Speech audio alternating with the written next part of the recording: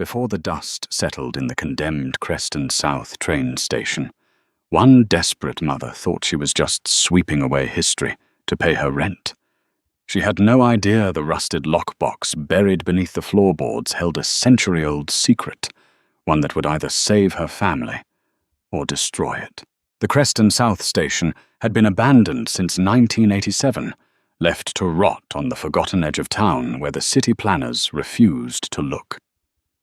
Over the decades, its grand Romanesque arches had surrendered to creeping ivy, and the magnificent stained glass skylights had been reduced to jagged, soot-stained teeth.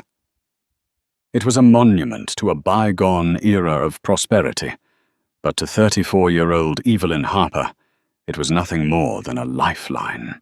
Evelyn's hands were blistered and wrapped in cheap electrical tape. Her lungs burned with the smell of mildew, pigeon droppings, and decades of undisturbed dust. She swung the heavy push broom across the concourse, the coarse bristles scraping against the cracked terrazzo floor. She had begged for this job. Gregory Mitchell, the city zoning manager, had initially laughed in her face when she marched into his office asking for the cleanup contract. The city was scheduled to demolish the station in exactly 14 days to make way for a concrete strip mall. Mitchell had budgeted $5,000 for a professional hazmat crew to do a cursory sweep before the wrecking balls arrived. Evelyn told him she would do it in 10 days for $2,000 in cash.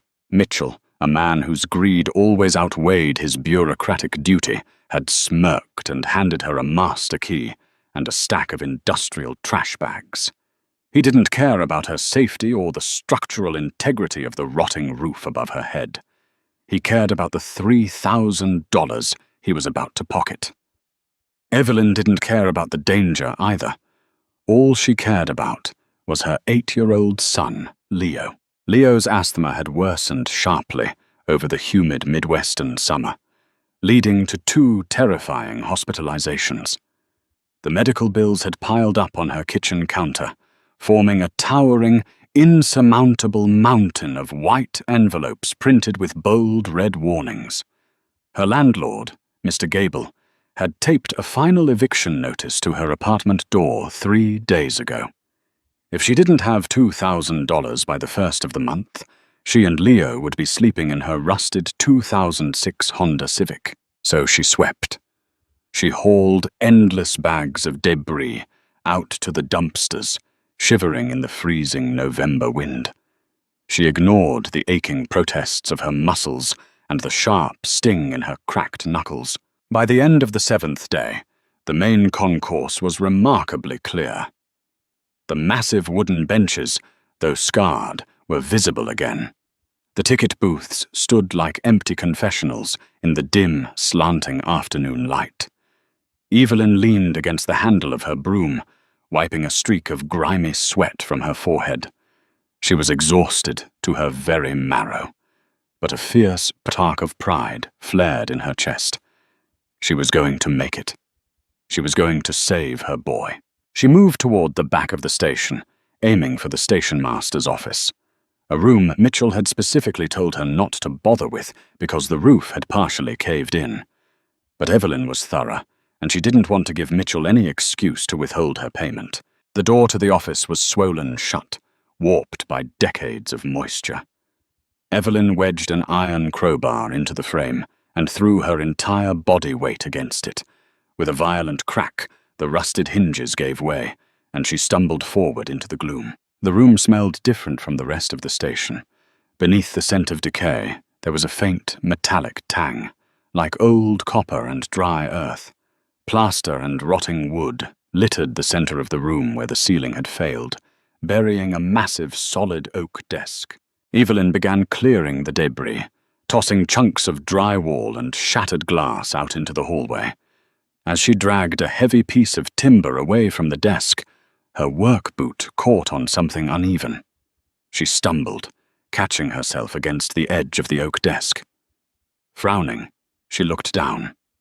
The hardwood floorboards beneath the desk were warped, but one board was sitting at an unnatural angle.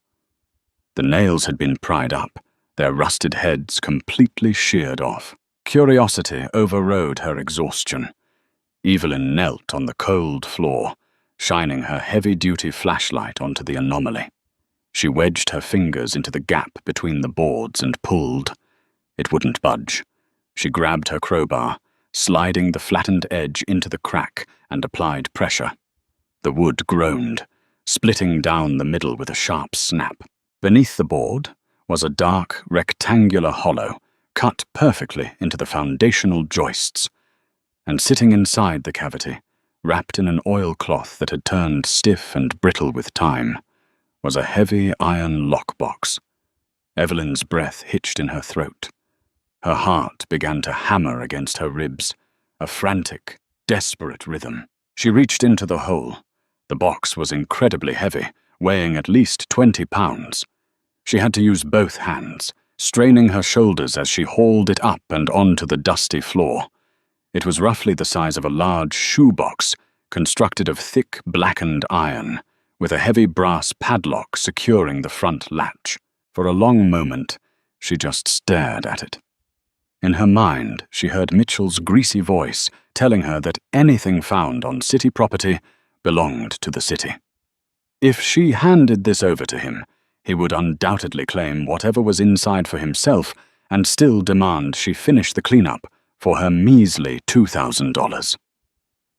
Evelyn thought of Leo, struggling to breathe in his sleep, the sound of his wheezing echoing in their small, drafty apartment. She thought of the eviction notice. She didn't hesitate. Evelyn shoved the heavy box into her largest canvas duffel bag, buried it beneath her dirty work gloves and a pile of rags, and hoisted it over her shoulder.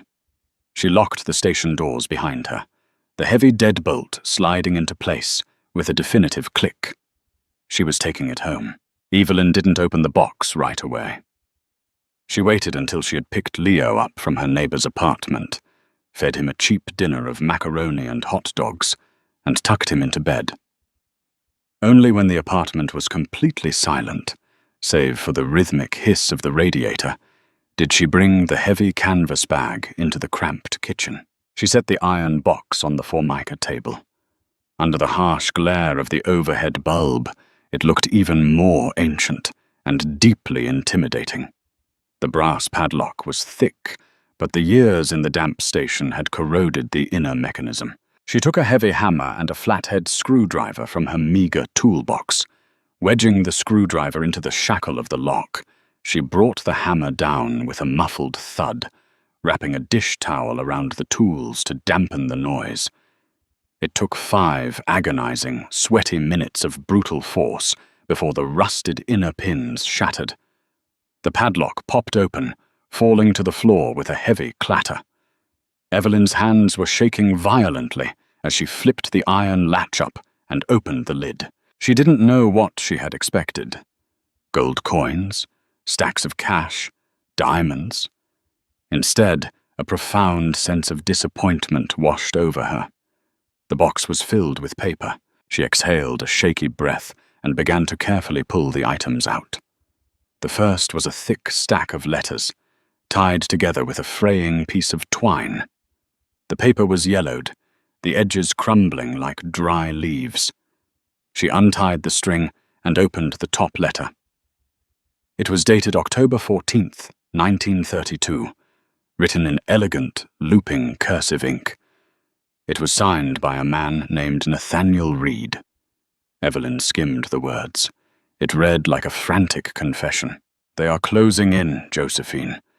The railroad men know what I have done. I have hidden the ledgers where they will never look, beneath the feet of 1,000 strangers.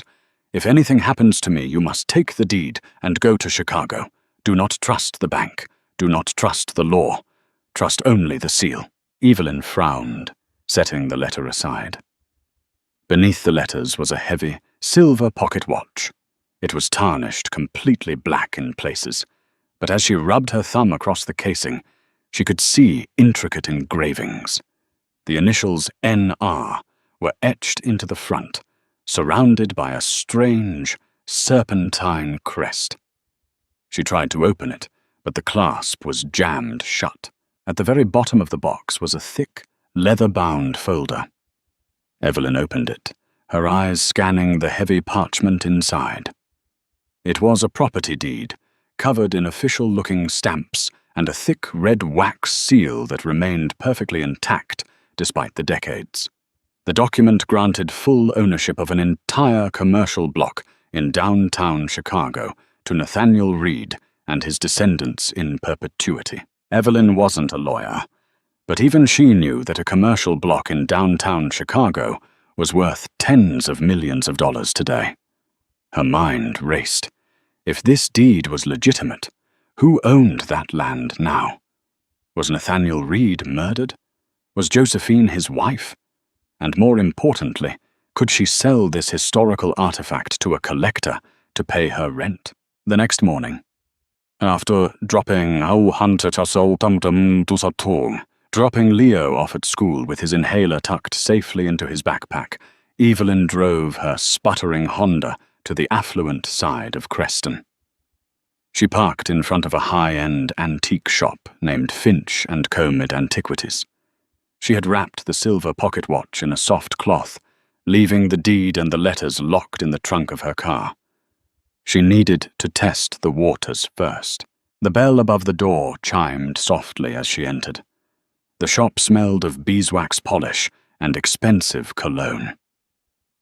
Behind a glass display counter stood Desmond Finch, a tall, impossibly thin man in a tailored tweed suit. His pale eyes flicked over Evelyn's worn jeans and oversized sweater, immediately categorizing her as a nuisance. "May I help you?" he asked, his tone dripping with practiced condescension. "I have something I'd like to get appraised," Evelyn said, keeping her voice steady, despite the flutter in her stomach. She approached the counter and unwrapped the cloth, setting the tarnished silver pocket watch on the glass. Desmond barely glanced at it at first. "Madam, I deal in fine antiquities, not pawn shop trinkets. This is badly tarnished and likely a mass-produced piece from—" He stopped mid-sentence. His eyes had locked onto the serpentine crest surrounding the initials R. The change in his demeanor was terrifyingly instantaneous. The condescension vanished, replaced by a sharp, predatory stillness. He didn't touch the watch. Instead, he leaned closer, his breathing suddenly shallow. "Where did you get this?" Desmond asked, his voice dropping an octave. Evelyn's survival instincts, honed by years of poverty and struggle, flared to life. "It belonged to my grandfather," she lied smoothly. "I found it in his attic." Desmond finally picked it up, slipping a jeweler's loop over his right eye. He turned the watch over in his long, pale fingers. He was trying to act nonchalant, but Evelyn noticed that his hands were trembling slightly. "It's a curious piece," Desmond said, carefully setting the watch back down. He didn't take off the loop. "The silver is of decent quality. I suppose I could offer you $500 for it." $500. It was a quarter of what she needed to save her apartment, but it was an astronomical sum for a broken watch. "I'll have to think about it," Evelyn said, reaching for the watch. Desmond's hand snapped out, his fingers hovering just an inch over hers, blocking her. "Wait," he said quickly. He forced a tight, artificial smile. "500 is an initial estimate. Actually, I am quite fond of this particular style. I will give you $2,000. Cash. Right now." Evelyn stared at him. A man like Desmond Finch didn't give away $2,000 out of charity. The watch was worth significantly more. Or a chilling thought struck her. He knew exactly who Nathaniel Reed was. "Is there anything else that came with it?" Desmond asked, his pale eyes searching her face. "Papers? A box, perhaps? I am a collector of sets. If you have the original packaging or documents, I will write you a check for $5,000 this very second, sight unseen. $5,000. It would pay the rent, pay off the hospital bills, and keep her and Leo safe for months. But Evelyn remembered the desperate scrawl in Nathaniel Reed's letter. Do not trust the bank. Do not trust the law. Trust only the seal. If Desmond Finch was willing to hand over $5,000 for a dusty box, what was it actually worth? No, Evelyn said, her voice turning cold. She snatched the watch from the counter and shoved it deep into her coat pocket. It's just the watch, and it's not for sale anymore. Madam, please, Desmond said, dropping the polite facade entirely. His face hardened, the skin pulling taut over his cheekbones. You do not understand what you are holding. Walk out that door, and you are putting yourself in a very dangerous position. I'm already in a dangerous position, Evelyn shot back, backing away toward the door. Have a nice day, Mr. Finch. She turned and bolted out of the shop, the bell chiming frantically behind her. She practically jogged to her car, her hands shaking so badly she dropped her keys twice before finally unlocking the door. She slid into the driver's seat and locked the doors, her heart hammering in her throat. As she pulled away from the curb, she glanced in her rearview mirror. Desmond Finch was standing on the sidewalk outside his shop, watching her drive away. He was holding a cell phone to his ear. Evelyn drove for 20 minutes, taking a winding, erratic route through the suburbs to ensure she wasn't being followed. Only when she was certain she was alone did she pull into the cracked asphalt parking lot of her apartment complex. She killed the engine and rested her forehead against the steering wheel, trying to steady her breathing. She had been foolish. She should have taken the $5,000. She should have taken the money and run. But the deed to the Chicago block burned in her mind. It was a ticket to a life where Leo never had to suffer in a drafty apartment again. Evelyn grabbed her purse and stepped out of the car. As she walked toward the stairwell of her building, a sleek black sedan with heavily tinted windows pulled into the parking lot. It didn't park in a space. It rolled slowly down the aisle, the tires crunching against the gravel, and idled to a stop directly behind Evelyn's Honda Civic, boxing it in. Evelyn froze on the bottom step. The driver's side door of the sedan clicked open, and a man in a dark overcoat stepped out into the freezing November air. He didn't look at her car. He looked directly at Evelyn. "Mrs. Harper," the man called out, his voice smooth and heavily accented. "We need to talk about what you found in the Creston South station." Evelyn's grip tightened on the worn strap of her purse. The man in the dark overcoat possessed a chilling, unnatural stillness. He didn't look like a common thug. His suit was tailored from expensive wool. His shoes were polished to a mirror shine, and his posture screamed corporate authority. He introduced himself as Harrison Croft, a senior acquisitions director for Vanguard Holdings, a massive, multi-billion-dollar real estate conglomerate currently dominating the skyline of downtown Chicago. "I don't know what you're talking about," Evelyn lied, her voice surprisingly steady despite the violent hammering against her ribs. "I clean abandoned buildings for the city zoning manager. I don't find things. I just throw away trash." Croft smiled, a thin, razor-sharp gesture completely devoid of warmth. "Desmond Finch made a very interesting phone call 20 minutes ago, Mrs. Harper. We know you have Nathaniel Reed's lockbox. Vanguard Holdings currently owns the commercial block outlined in that ancient deed. Or rather, we claim to own it. Reed's missing property deed has been a massive thorn in our legal department's side for 70 years.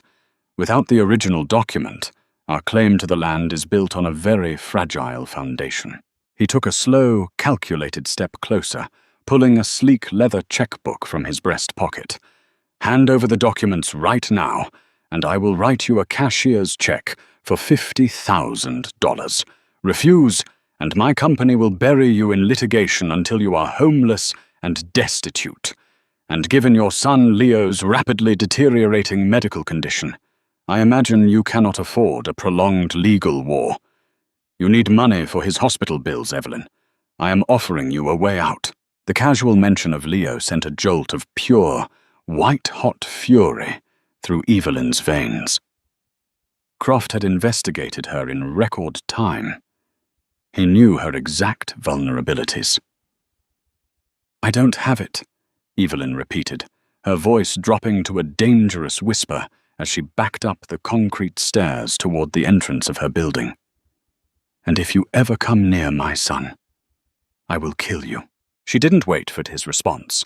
Evelyn bolted up the stairs, fumbling frantically with her keys, and slammed the heavy apartment door shut, instantly throwing the deadbolt. Her hands were shaking so violently, she could barely dial her neighbor's phone number to ensure Leo was safe. He was safely eating snacks and watching cartoons. Evelyn dragged the heavy canvas bag from beneath her bed, her mind racing with terrifying possibilities. She couldn't fight a billionaire conglomerate on her own, but she couldn't surrender either. Nathaniel Reed had specifically warned Josephine not to trust the law or the banks. Trust only the seal. She pulled out the heavy parchment deed. The thick red wax seal bore the same serpentine crest as the silver pocket watch. Holding it up to the harsh, flickering kitchen light, Evelyn noticed a faint, microscopic indentation pressed deeply into the wax, a secondary stamp she had missed before. It wasn't just a family crest. It was a professional logo, a Scales of Justice emblem with the letters PW delicately interwoven into the base. Evelyn sprinted to her battered laptop, typing frantically into the search engine. PW Scales of Justice, Chicago. 1930s real estate law. Pages of dusty historical archives flooded the glowing screen. Finally, a scanned article from the Chicago Tribune, dated 1934, appeared. It detailed a prominent, fiercely incorruptible law firm known as Pendleton and Wright. They were the only attorneys in the entire city who had stubbornly refused to be bought out by the corrupt railroad barons of the era.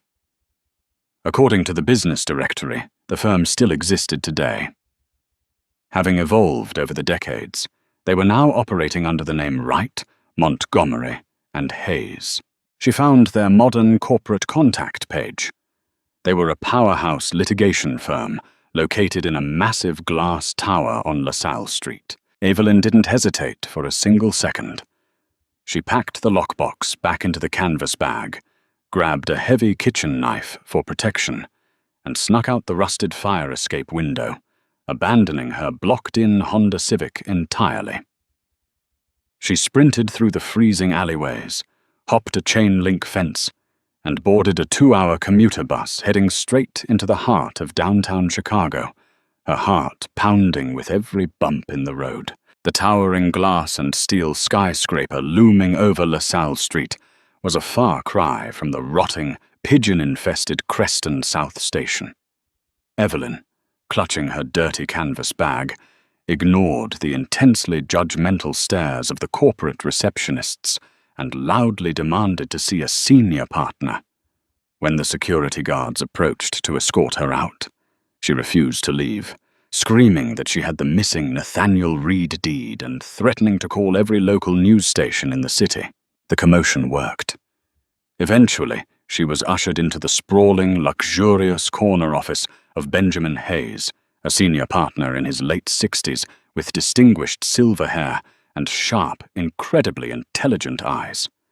He listened patiently as Evelyn, exhausted, dirty, and desperate, spilled the entire, unbelievable story. She placed the heavy iron lockbox, the tarnished pocket watch, and the ancient deed directly onto his polished mahogany desk. Hayes leaned forward, meticulously inspecting the red wax seal with a jeweler's magnifying glass. When he finally looked up, all the color had drained from his face. "My grandfather was Jonathan Wright," Hayes whispered, his voice thick with sudden emotion. "He personally represented Nathaniel Reed. Reed was brutally murdered in an alleyway before he could securely transfer this deed to his wife, Josephine. Vanguard Holdings fabricated a fraudulent bill of sale in 1935 to steal the land and build their empire. Our firm always suspected massive fraud, but the original deed was lost to history. This, he gently touched the brittle parchment. This proves Vanguard built a billion-dollar corporate empire on stolen land. They offered me $50,000, Evelyn said, her voice trembling slightly. A man named Harrison Croft ambushed me. He threatened my son. A fierce, righteous anger ignited in Hayes's eyes. Mrs. Harper, Vanguard Holdings is about to lose a very significant portion of their empire today. By strict legal definition, and the finder of this abandoned, stolen property, and with the Reed bloodline completely extinguished decades ago, you are fully entitled to a percentage of the recovered estate under the state's salvage and recovery statutes. How much money are we talking about? Evelyn asked, holding her breath. Enough to buy Vanguard's entire building and fire Harrison Croft yourself, Hayes replied grimly. The ensuing legal battle was swift, ruthless, and brutal, but it was fought entirely behind closed boardroom doors. Once Hayes officially presented Vanguard's terrified attorneys with the authenticated deed and the looming threat of a massive, extremely public historical fraud scandal, the mighty conglomerate completely capitulated. They simply couldn't afford the catastrophic public relations nightmare or the federal criminal investigation it would inevitably trigger. 2 weeks later, Evelyn sat in Hayes's plush office as a massive settlement agreement was quietly pushed across the desk.